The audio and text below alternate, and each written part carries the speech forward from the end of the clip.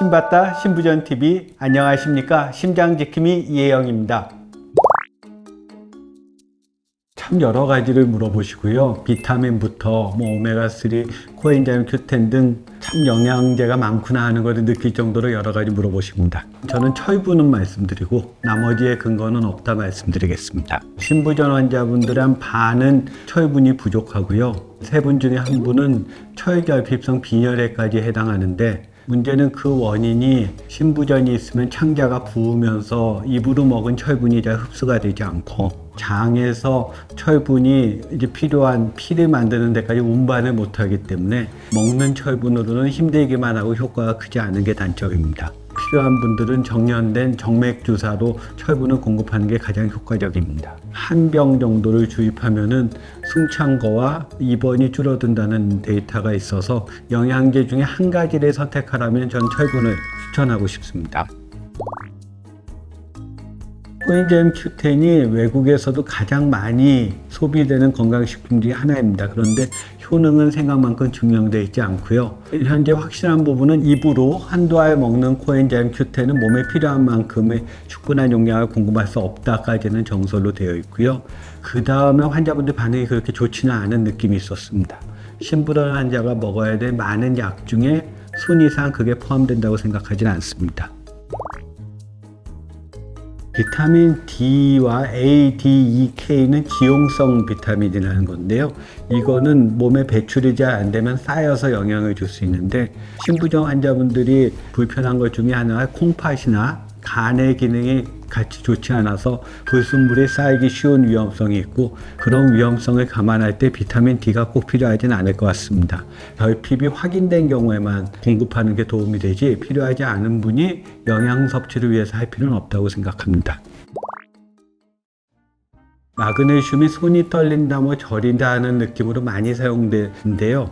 근데 마그네슘은 미량 원료로 분류되어 있습니다. 미량 원료라는 건 일반적인 식사를 하면은 충분히 포함돼서 별도의 약을 먹을 필요가 없다는 것이 미량 원소인데, 즉 새끼를 잘 섭취하면은 곡물을 통해서 마그네슘은 충분히 공급이 됩니다. 마그네슘 자체를 먹을 때 설사가 될 수도 있는 부분이 있고, 그래서 추천하지는 않지만 단 한 가지 필요한 경우는 고농도 이뇨제를 많이 사용할 특수한 경우에는 이뇨제를 통해서 마그네슘이 같이 부족할 수도 있어서 그땐 검사를 해서 처방하는 것이지, 일반적인 외래 진료에서 먹는 약제로 조절하는 신부전 환자분께 마그네슘은 꼭 필요하지 않다고 생각합니다. 일반 식사에서 충분히 섭취될 수 있습니다.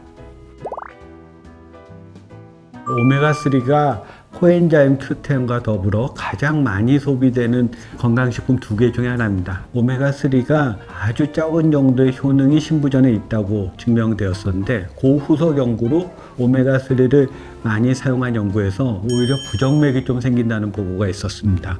그래서 현재는 오메가3를 꼭 공급할 필요는 없고요. 무엇보다 그런 임상 연구에서 효능이 확인된 정도의 용량이 한국에서 소비되는 오메가3로는 8알을 먹어야 됩니다. 그게 몸 안에 실제 영향을 줄 정도는 아니고, 준다고 할 때 좋은 영향은 아직 확인된 바가 없어서 전 추천하지 않습니다. X입니다. 술을 생각해 보시면은 집에서 빚은 술이 훨씬 머리가 아프거든요. 불순물이 많아서. 그래서 천연 제품이 깨끗한 것이 아니라 정면되지 않은 부분이 있고, 그리고 신부전 환자는 여러 가지 약을 먹어야 되고, 기본적으로 4가지 약제가 효능이 있고 또 다른 약도 있기 때문에 먹는 약들이 꽤 많은데, 그 많은 약들이 몸에서 소화될 때 이 천연식품과 만나서 어떤 부작용이 있을 수 있기 때문에 저는 추천하지 않습니다. 아주 동의합니다. 왜냐하면 영양이 부족하면 신부전 치료가 약해진다. 그건 사실이고요. 단위 양에서 가장 영양분이 많은 것은 고기이고, 저는 환자분한테 고기를 약으로 생각하고 드시라고 말씀을 드립니다. 고기는 비싼 고기 필요 없습니다. 제가 고기를 추천하는 것은 단백질이어서 닭고기, 돼지고기, 제육, 소육, 구운 고기 굉장히 좋은 음식이라고 생각합니다. X라고 생각합니다. 그 이유는 캔이나 그 팩이 하나당 소금이 한 150mg에서 많은 경우는 300mg이 있는데요. 근데 그거를 3팩만 먹는다고 해도 많을 경우에 하루에 섭취하는 소금의 상한선에 거의 반을 그거를 통해서 먹기 때문에 염분이 많을 수 있고 그게 몸을 부을 수가 있어서 아직까지는 신부전 환자분들이 단백질 보충제를 통해서 단백질 보충하는 게 도움이 된다는 거에 저는 조금 회의적입니다. 동그라미입니다. 특히 이제 칼륨은 피했으면 좋고요. 그냥 신부전 환자에서 꼭 필요한 4가지 약제 중에 2가지는 기본적으로 포타슘을 약간 올립니다. 그러니까 그 약제를 충분히 사용하기에 제한이 되는 부분이 포타슘, 칼륨이라고 똑같은 이야기인데요.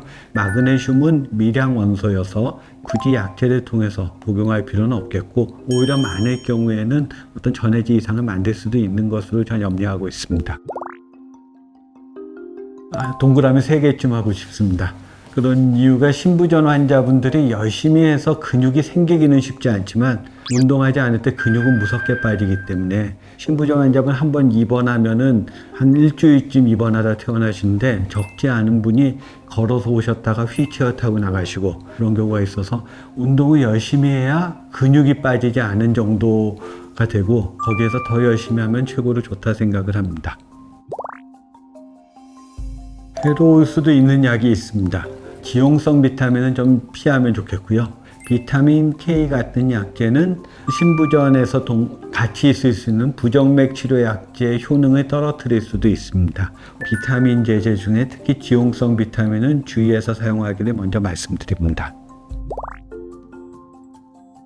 역시 염분이죠. 저는 한마디로 환자분들께 숟가락을 치우는 정도가 가장 덜 불편하게 식사를 하실 수 있다고 생각을 하고요. 젓가락으로 찝어 먹을 수 있는 거면 몸 안에 들어간 양이 더 작아서 짠맛을 느끼면서도 실제 들어가는 양은 적을 수 있는 방법이라고 생각을 합니다. 첫 번째는 역시 소금 섭취를 줄이는 게 가장 필수입니다. 당연합니다. 신부전의 약물 치료는 정말 많이 발전되고 있고요. 한 10년 전에는 중증 신부전 환자분이 1년에 20%가 돌아가셨는데 10년 만에 요즘 8% 단자리까지 줄어들었습니다. 거의 60%의 환자분이 이제 천수를 누릴 수 있게까지 회복되었고 요즘도 새로운 약제들이 개발되고 있습니다. 그래서 많은 병원에서 신부전 약제 치료를 하면서 또 똑같이 약을 먹는 게 아니라 환자분들이 견딜 수 있는 대로 계속 증량하면서 효과를 극대화하고 또 신약이 나오면은 많은 병원에서 신약 연구를 같이 참여하면은 추가적인 효과를 받을 수 있기 때문에 약 치료가 가장 활발히 발전되는 심장 분야가 신부전 약제 치료라고 말씀드리고 싶습니다. 저희가 이제 의사들끼리 얘기할 때 신부전은 명의가 되기 참 쉬운 학문이라고 얘기합니다. 왜냐하면 현재 나와 있는 진료의 방향을 그대로 따라하면 환자분의 3분의 2가 좋아지십니다. 가장 활발히 약제 치료가 개발되고 있는 부분이기 때문에 본인의 증상을 의사 선생님과 상의해서 추가적인 치료 더 좋게 하는 방향을 상의하시면 앞으로 더 좋은 결과를 얻을 수 있을 것을 생각합니다. 정규 치료로도 갈 길이 아주 많은 좋은 치료가 개발되고 있는 질병 분야다 다시 한번 말씀드리고 싶습니다.